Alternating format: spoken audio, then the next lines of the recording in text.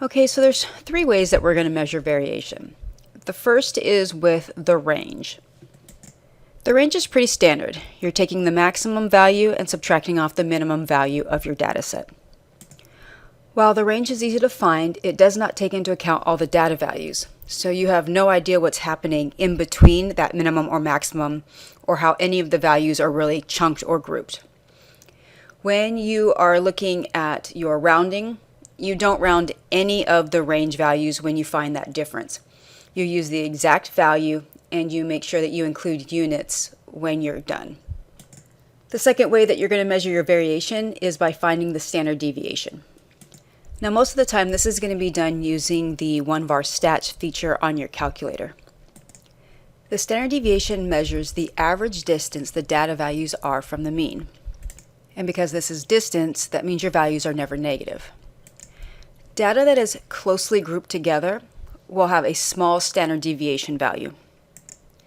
And this means that this value is greatly affected by outliers. We have two different variable notations to let us know when we are working with the sample's deviation for a sample versus a population. When you're working with a sample, you're going to use a little lowercase s. And when you're working with a population, you're going to use the lowercase Greek letter for sigma. We have a formula called the range rule of thumb that can be used for estimating standard deviation when you only know the maximum and minimum value. Since we're working with a sample, this is going to be called a lowercase s, and that's equal to the range divided by 4, or the maximum value minus the minimum value divided by 4. Regardless, your rounding rule when you're working with standard deviation is always one place more than the data given, and you're going to always include your units. So here we have an example where we are not going to be using the 1var stats calculator feature. Instead, we're going to use the range rule of thumb for estimating because we have a maximum and minimum value, but no other data values in between. So the movie Avatar had a production budget of $425.35 million, and Furious 7 had the production budget of $190.16 million. So we want to use that range rule to estimate the standard deviation for the movie's budget. Again, I know I'm not going to use the 1var stats because I only have two data values. I only have a maximum and a minimum.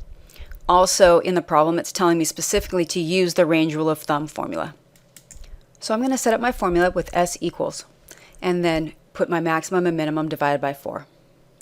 My calculator shows me the exact value of 58.7975.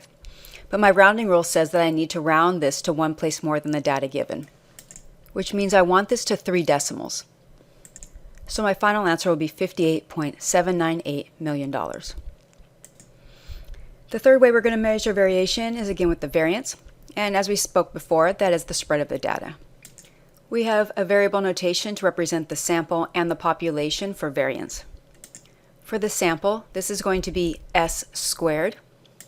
And for the population, we're going to use sigma squared. Our rounding rule is still one place more than the data given, but because we are squaring our data values, we must include square units for our final answer.